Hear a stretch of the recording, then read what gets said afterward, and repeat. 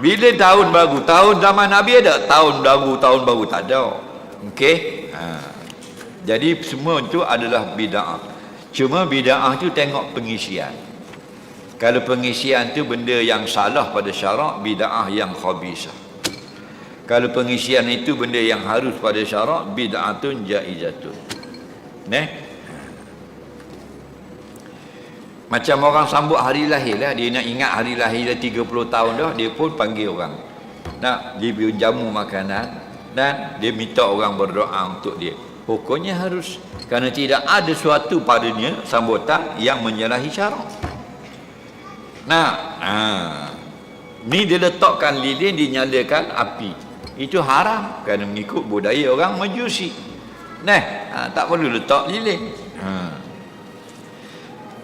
Soalan seterusnya sikit lagi.